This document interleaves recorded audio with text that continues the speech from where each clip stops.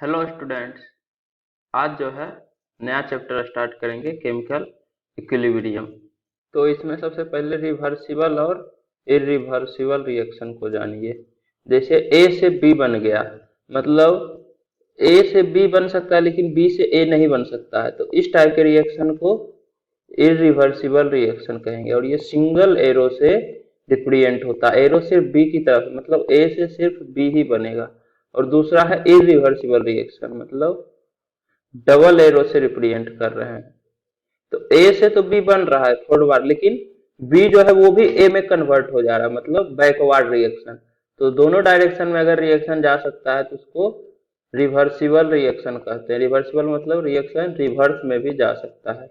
तो प्रैक्टिकली देखा गया कि बहुत सारा जो रिएक्शन है वो कभी कंप्लीट ही नहीं होता है। It is observe that many reaction never go to completion, मतलब वो रिवर्सिबल रिएक्शन होगा। उसमें क्या होता है कि जैसे आपके पास कुछ अमाउंट ए का है, अब ए जो है कुछ बी बना लिया, ठीक है। तो मान लेते हैं कि इनिशियली जो है ए मोल ए का था, अब इसका जो है कुछ मोल रिएक्शन किया, तो कुछ मोल रिएक्शन करके बी मोल जो है बी का बना लिया और सी मोल ए का बच गया।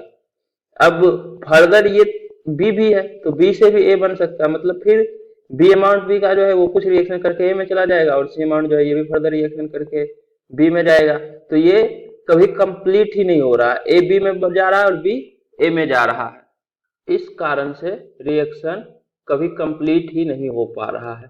That is some amount of reactants get converted into products while some unreacted reactants are left behind।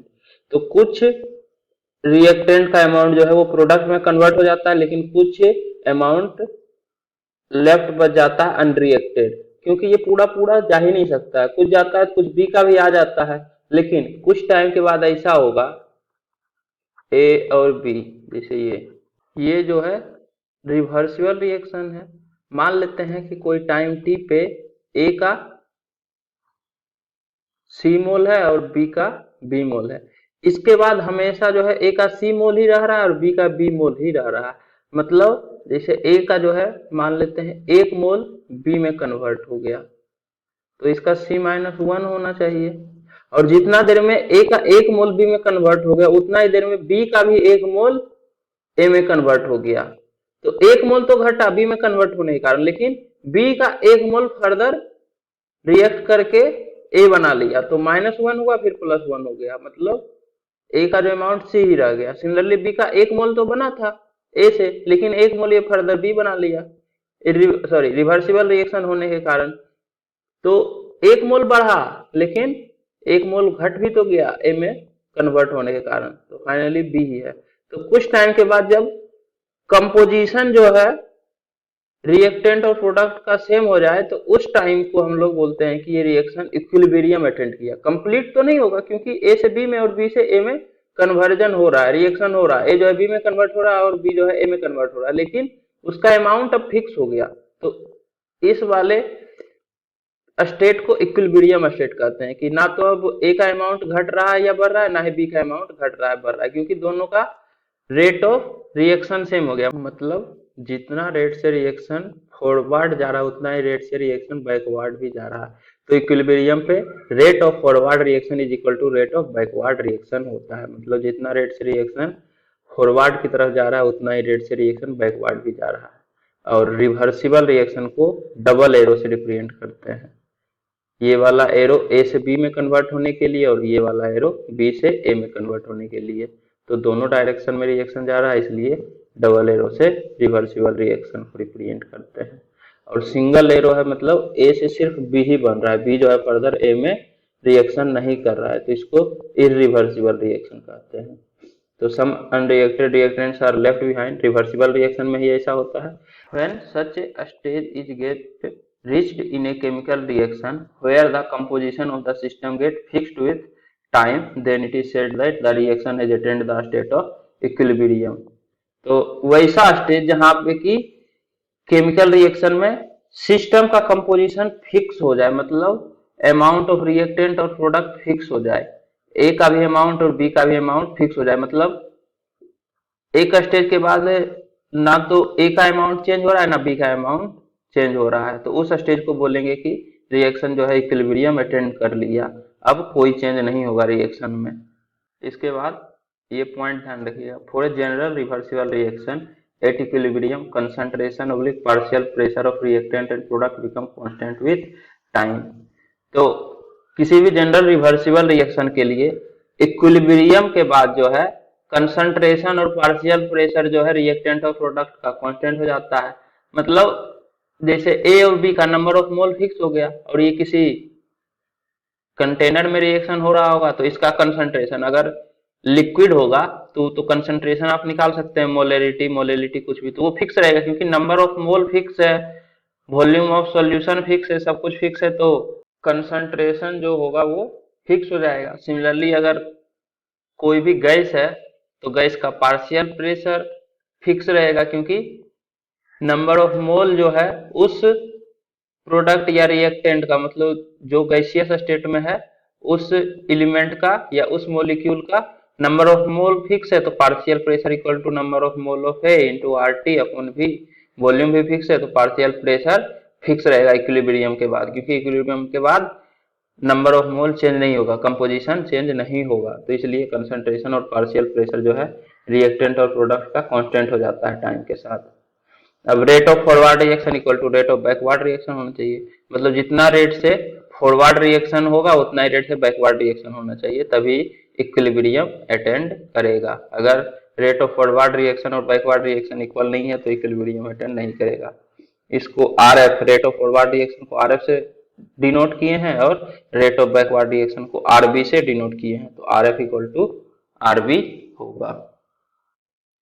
इसके बाद जो है ग्राफिकल रिप्रेजेंटेशन ऑफ इक्विलिब्रियम, तो इक्विलिब्रियम का ग्राफिकल रिप्रेजेंटेशन क्या होगा, तो देखिए ए से बी बन रहा है, ठीक है, तो रेट आपको बताना है टाइम के साथ किस तरह से चेंज करेगा। तो इनिशियली अगर ए है तो ए पहले बी में कन्वर्ट होगा, तो कुछ तो रेट होगा फॉरवर्ड रिएक्शन का इनिशियली, लेकिन धीरे धीरे ये रेट घटते जाएगा क्योंकि ए जो है बी में जब कन्वर्ट होगा तो कुछ अमाउंट बी का भी हो जाएगा, तो ये भी जो है ए में कन्वर्ट होना चालू हो जाएगा, तो कुछ रेट जो है बैकवर्ड रिएक्शन का भी आ जाएगा। तो नंबर ऑफ मोल इसका घटते जाएगा, ए का जो है जब रिएक्शन होगा तो नंबर ऑफ मोल जब घटेगा तो रेट भी घटेगा।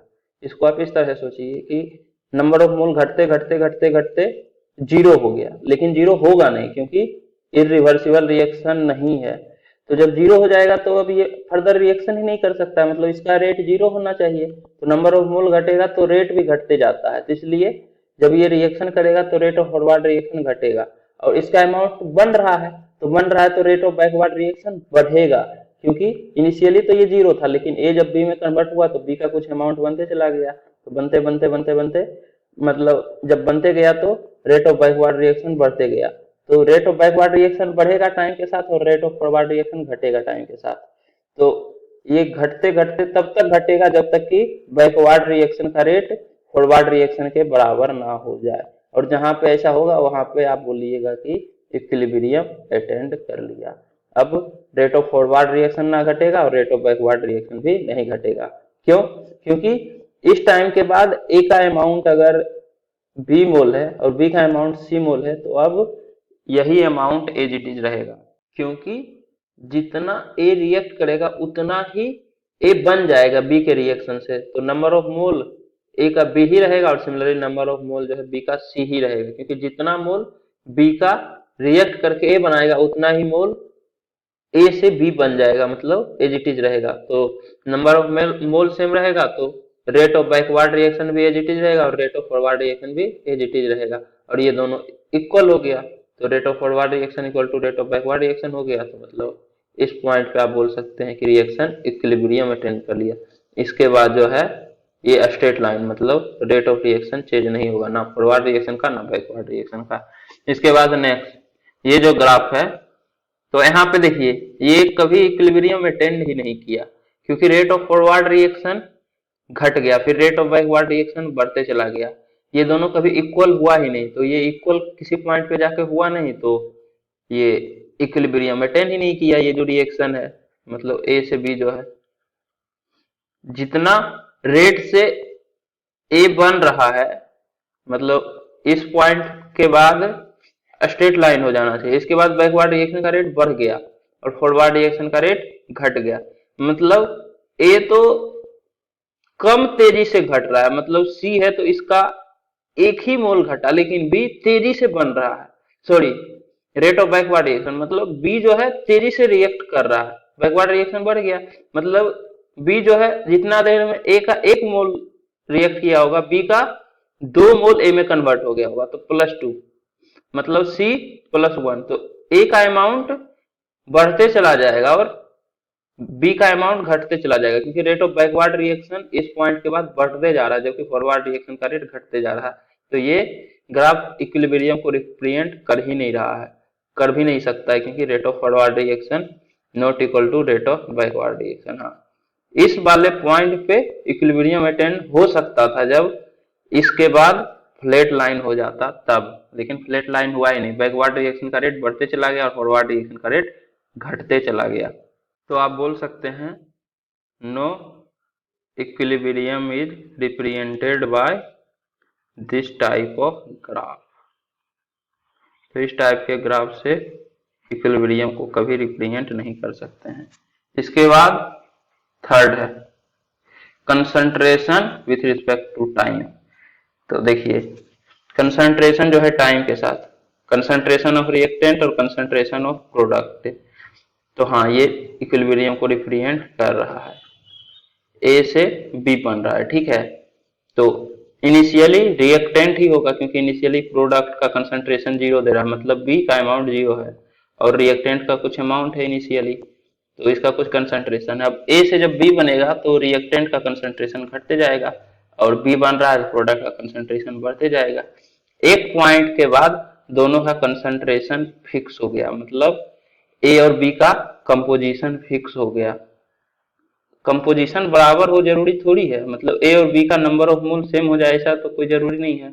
बी का हो सकता है सी मोल है तो ए का बी मोल है, या फिर ए का ए मोल बी का बी मोल। तो कंसंट्रेशन फिक्स हो जाए, मतलब बी का जितना कंसंट्रेशन है टाइम के साथ उतना ही कंसंट्रेशन रहे, सिमिलरली ए का जितना कंसंट्रेशन है टाइम के साथ उतना ही रहे, लेकिन दोनों इक्वल हो ये जरूरी नहीं है। रेट ऑफ रिएक्शन इक्वल हो जाए, ताकि अब इसका कंपोजिशन ना चेंज हो और बी का भी कंपोजिशन चेंज नहीं हो। तो इस तरह से आप कंसंट्रेशन टाइम के साथ वेरी करेगा और ये पॉइंट पे इक्विलिब्रियम अटेन हो गया, जहां पे कि रिएक्टेंट और प्रोडक्ट का कंसंट्रेशन फिक्स हो गया इस वाले पॉइंट के बाद। मतलब फर्दर रिएक्शन नहीं होगा, होगा लेकिन जितना रेट फॉरवर्ड रिएक्शन का रहेगा उतना ही रेट बैकवर्ड रिएक्शन का रहेगा। सिमिलरली उसी टाइप का ग्राफ है, concentration with respect to time, reactant का कंसंट्रेशन घटा और प्रोडक्ट का कंसंट्रेशन बढ़ा और इस पॉइंट पे आके कंसंट्रेशन फिक्स हो गया, मतलब रिएक्टेंट का कंसंट्रेशन अब इतना ही रहेगा, सिमिलरली प्रोडक्ट का कंसंट्रेशन भी इतना ही रहेगा, जरूरी नहीं है कि ये बराबर हो। तीसरा में रिएक्टेंट और प्रोडक्ट जब इक्विलिब्रियम पे आया तो दोनों का कंसंट्रेशन भी सेम हो गया, तो टाइम के साथ कंसंट्रेशन रिएक्टेंट और प्रोडक्ट का इक्वल हो गया। लेकिन ऐसा कुछ जरूरी नहीं है, इक्वल हो भी सकता है नहीं भी हो सकता है। हो सकता है कि प्रोडक्ट का कंसंट्रेशन ज्यादा हो जाए रिएक्टेंट के कंसंट्रेशन से, हो सकता है कि रिएक्टेंट का कंसंट्रेशन घटा हो लेकिन प्रोडक्ट के कंसंट्रेशन से ज्यादा ही रहे हमेशा। इक्विलिब्रियम के बाद भी देख लीजिए, रिएक्टेंट का कंसंट्रेशन घटा है लेकिन प्रोडक्ट का कंसंट्रेशन से हमेशा ही ज्यादा है, लेकिन इस केस में रिएक्टेंट का कंसंट्रेशन घटते घटते प्रोडक्ट के कंसंट्रेशन से भी घट गया है और प्रोडक्ट का कंसंट्रेशन बढ़ते बढ़ते रिएक्टेंट के कंसंट्रेशन से भी ज्यादा हो गया है। और थर्ड केस में रिएक्टेंट का कंसंट्रेशन घटा और प्रोडक्ट का बढ़ा और जिस पॉइंट पे इक्विलिब्रियम अटेन किया उस पॉइंट पे दोनों का कंसंट्रेशन इक्वल हो गया। तो ये भी हो सकता है, तीनों में से कुछ भी हो सकता है, ये सब इक्विलिब्रियम को रिप्रेजेंट कर रहा है। इसके बाद नेक्स्ट है कैरेक्टरिस्टिक्स ऑफ केमिकल इक्विलिब्रियम। तो इसमें पहला पॉइंट है a chemical equilibrium can be attend from either direction, that is both from forward and backward direction. तो केमिकल इक्विलिब्रियम जो है वो दोनों में से किसी डायरेक्शन से अटेन किया जा सकता है। इसको एक एग्जांपल से समझते हैं, जैसे नाइट्रोजन प्लस हाइड्रोजन से अमोनिया बनता है, N2 + 3H2 से 2 NH3 गैस। अब इनिशियली जो है कंसंट्रेशन है 2m नाइट्रोजन का कंसंट्रेशन है और 6m हाइड्रोजन का कंसंट्रेशन है और अमोनिया 0 है। अब जब इक्विलिब्रियम अटेन हुआ तो कंसंट्रेशन जो है 1, 3 और 2 बच गया है। मतलब मान लेते हैं कि 1 लीटर का कंटेनर में ये रिएक्शन हो रहा है, तो अगर 2m कंसंट्रेशन है मतलब 2 मोल नाइट्रोजन होगा और 6 मोल हाइड्रोजन होगा और अमोनिया तो इनिशियली 0 है और इक्विलिब्रियम पे 1 मोल ही बचा है, मतलब 1 मोल रिएक्शन कर लिया तो 1 मोल जो है 3 मोल के साथ रिएक्शन करेगा तो इसका 3 मोल बचेगा, क्योंकि 6 मोल था तो उसमें 3 मोल रिएक्शन कर लिया। 1 से 2 मोल बनता है तो 1 मोल से 2 मोल अमोनिया बन गया और ये इक्विलिब्रियम अटेन कर लिया। तो 1 मोल और 3 मोल बचा है नाइट्रोजन हाइड्रोजन का और 2 मोल अमोनिया का बना है। तो इस तरह से फॉरवर्ड डायरेक्शन से इक्विलिब्रियम अटेन हुआ, मतलब रिएक्टेंट साइड से। अब दूसरा केस है कि रिएक्टेंट 0 है, मतलब रिएक्टेंट का कंसंट्रेशन इनिशियली 0 है और 4m कंसंट्रेशन अमोनिया का है। तो अब फिर से मान लेते हैं कि 1 लीटर के कंटेनर में ये सारा कुछ होगा, मतलब 1 लीटर के कंटेनर में 4 मोल अमोनिया का पड़ा हुआ है, तो कंसंट्रेशन जो है अमोनिया का 4m होगा और ये दोनों तो कुछ भी नहीं है। अब अमोनिया का कुछ अमाउंट जो है नाइट्रोजन और हाइड्रोजन बना लेगा, तो इक्विलिब्रियम पे दे रहा है कि 2m 3m और 1m कंसंट्रेशन है और 1 लीटर का कंटेनर है, मतलब 2 मोल अमोनिया का होगा और 3 मोल हाइड्रोजन और 1 मोल नाइट्रोजन का होगा। तो इस केस में 4 मोल में से 2 मोल अमोनिया का रिएक्शन में पार्ट लिया और 2 मोल एज इट इज रह गया। तो 4 मोल में से 2 मोल रिएक्शन किया तो 2 मोल के कॉरस्पॉन्डिंग 3 मोल हाइड्रोजन का बनता है, तो 3 मोल हाइड्रोजन का बनेगा और 2 मोल से 1 मोल नाइट्रोजन का बनता है तो 1 मोल नाइट्रोजन का बनेगा। अब कंसंट्रेशन तो आप निकाल ही सकते हैं, कंसंट्रेशन होता है number of mole of solute upon solution, sorry volume of solution in litre, और वॉल्यूम ऑफ सॉल्यूशन 1 है तो number of mole of solute जो है वही आपका मोलरिटी हो जाएगा। तो 2 मोल अमोनिया का है तो इसका कंसंट्रेशन होगा 2m और अमोनिया सॉरी हाइड्रोजन का 3 मोल है तो कंसंट्रेशन 3m और नाइट्रोजन का 1 मोल है तो कंसंट्रेशन 1m। तो ये जो है इक्विलिब्रियम पे कंसंट्रेशन हो गया 2, 3 और 1। अब दूसरा केस है कि 2m और 5m नाइट्रोजन एंड हाइड्रोजन का कंसंट्रेशन है इनिशियली, मतलब ये 1:3 के रेशियो में नहीं है। तो जब इक्विलिब्रियम अटेन करेगा तो उस केस में जो प्रोडक्ट बनेगा तो 1:3 के रेशियो में N2 और H2 बचेगा भी नहीं। देखिए फिर से मानते हैं कि 1 लीटर के कंटेनर में ये रिएक्शन हो रहा है, तो इनिशियली आपके पास 2 मोल नाइट्रोजन और 5 मोल हाइड्रोजन का है और इक्विलिब्रियम पे 1 मोल और 2 मोल और 2 मोल अमोनिया का बना हुआ है, मतलब यही कंसंट्रेशन है और 1 लीटर का बेसल है तो यही नंबर ऑफ मोल भी है।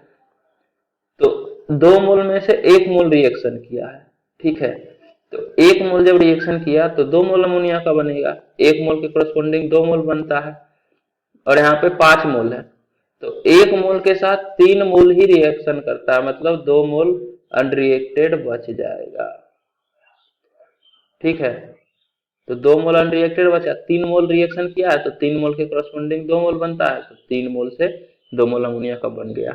लेकिन इक्विलिब्रियम पे नाइट्रोजन और हाइड्रोजन का जो रेशियो है वो 1:3 के रेशियो में है, सॉरी 1:2 के रेशियो में है। तो इस रेशियो में आप कभी भी इक्विलिब्रियम अटेंड नहीं कर पाइएगा जब आप बैकवर्ड डायरेक्शन से इक्विलिब्रियम अटेंड करवाइएगा, मतलब जब अमोनिया से नाइट्रोजन और हाइड्रोजन बन के इक्विलिब्रियम अटेंड होगा तो उस केस में N2 और H2 का जो कंसंट्रेशन का रेशियो होगा वो हमेशा 1:3 रहेगा, 1:2 नहीं हो सकता है, क्योंकि जितना नाइट्रोजन बनेगा उसका 3 गुना हाइड्रोजन बनेगा ही बनेगा। तो इस टाइप का इक्विलिब्रियम जो है आप बैकवर्ड डायरेक्शन से अटेंड नहीं कर सकते हैं, मतलब 1:2 के रेशियो में। वही पॉइंट है, this state of equilibrium can not be achieved from backward reaction, since backward reaction always produce N2 and H2 in 1:3 according to stoichiometry of coefficient। तो बैकवर्ड डायरेक्शन से N2 और H2 हमेशा 1:3 के ratio में बनेगा stoichiometry of coefficient के according, मतलब जितना N2 बनेगा उसका 3 गुना H2 बनेगा। तो ये इक्विलिब्रियम कभी भी अटेन नहीं होगा बैकवर्ड डायरेक्शन में। बैकवर्ड डायरेक्शन में जब इक्विलिब्रियम अटेन होगा तो उस केस में 1:3 में हमेशा नाइट्रोजन हाइड्रोजन रहेगा। इसके बाद सेकंड पॉइंट है chemical equilibrium is dynamic in nature, the forward and backward reaction do not stop at equilibrium but their speed is equal, hence no net change is observed. तो वही है कि chemical equilibrium जो है dynamic होता है nature में, static नहीं होता है, मतलब रुकता नहीं है इक्विलिब्रियम पे। फॉरवर्ड और बैकवर्ड डायरेक्शन इक्विलिब्रियम पे रुकता नहीं है, बस दोनों का स्पीड इक्वल हो जाता है, रेट ऑफ फॉरवर्ड और बैकवर्ड रिएक्शन सेम हो जाता है, इसलिए नेट चेंज ऑब्जर्व नहीं हो रहा, note net change is observe. तो हम लोग बोलते हैं कि अब चेंज नहीं हो रहा है रिएक्टेंट और प्रोडक्ट में, मतलब ये इक्विलिब्रियम अटेन कर लिया, लेकिन इक्विलिब्रियम पे रिएक्शन स्टॉप नहीं होता है, ध्यान रखिएगा। इसके बाद थर्ड पॉइंट है the state of equilibrium can be identify bye consistency of certain measurable properties like pressure, colour etc। तो हम लोग इक्विलिब्रियम के स्टेट को आइडेंटिफाई करते हैं कुछ मेजरेबल प्रॉपर्टी के कांस्टेंट हो जाने से, मतलब जैसे प्रेशर, कलर, ये सब अगर कांस्टेंट हो गया या कंसंट्रेशन, तो हम लोग बोलेंगे कि इक्विलिब्रियम अटेन हो गया, क्योंकि ना तो प्रेशर चेंज हो रहा है जितना भी रिएक्टेंट और प्रोडक्ट है, और ना ही कलर उसका चेंज हो रहा है, कुछ भी चेंज नहीं हो रहा है, मतलब हम लोग बोलेंगे कि इक्विलिब्रियम अटेन हो गया। इसके बाद फोर्थ पॉइंट है, इसको हमेशा ध्यान रखिए कि कैटलिस्ट जो होता है ये सिर्फ रिएक्शन के रेट को अल्टर कर सकता है, कंसंट्रेशन वगैरह को चेंज नहीं कर सकता है। मतलब जैसे रिएक्शन है ए से बी में, ठीक है, तो जब हम कैटलिस्ट ऐड करेंगे तो रिएक्शन फास्ट बस होगा, ऐसा नहीं है कि कैटलिस्ट ऐड करने से बी का ज्यादा अमाउंट बनेगा। इक्विलिब्रियम जब आएगा तो उस केस में ए और बी का अमाउंट पहले जितना था उतना ही रहेगा कैटलिस्ट ऐड करने से। कैटलिस्ट बस रिएक्शन को फास्ट कर देता है, मतलब इक्विलिब्रियम जल्दी अटेंड करवाता है और कुछ नहीं करता है। Catalyst can not alter the state of equilibrium of a reaction. तो ये जो है इक्विलिब्रियम के स्टेट को चेंज नहीं कर सकता है, but it can change the time taken for the attainment of equilibrium. तो ये जो है सिर्फ कितना टाइम लग रहा है इक्विलिब्रियम को अटेंड करने में उसको चेंज कर सकता है, मतलब हो सकता है कि पहले से रिएक्शन ज्यादा जल्दी इक्विलिब्रियम अटेंड कर ले।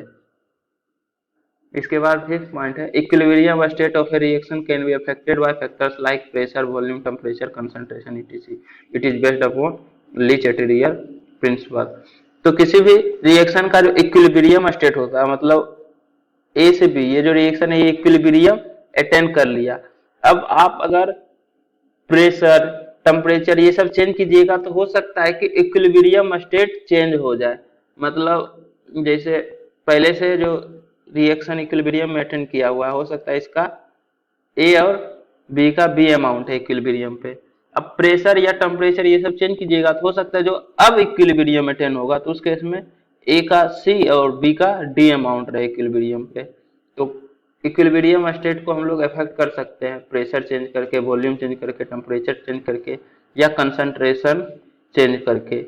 इसको हम लोग डिटेल में पढ़ेंगे लीच-एटेलियर प्रिंसिपल के टाइम की प्रेशर, वॉल्यूम, टेम्परेचर ये सब चेंज करते हैं तो रिएक्शन किस तरह से चेंज हो जाता है, मतलब इसका इक्विलिब्रियम स्टेट किस तरह से चेंज होगा, ये सब हम लोग लीच-एटेरियल प्रिंसिपल के टाइम देखेंगे। तो वही है कि ये सब लीच-एटेरियल प्रिंसिपल पे बेस्ड है। इसके बाद sixth point for a reaction at equilibrium delta G equal to zero. Delta G होता है, मतलब जी जो है ये गिव्स फ्री एनर्जी होता है, गिव्स फ्री एनर्जी। इसके बारे में थर्मोडायनेमिक्स में आप डिटेल में पढ़िएगा, ठीक है, गिव्स फ्री एनर्जी। तो डेल्टा जी चेंज इन गिव्स फ्री एनर्जी, चेंज इन गिव्स फ्री एनर्जी। तो इक्विलिब्रियम पे जो है रिएक्शन का डेल्टा जी जीरो होता है, मतलब चेंज इन गिव्स फ्री एनर्जी जीरो होता है।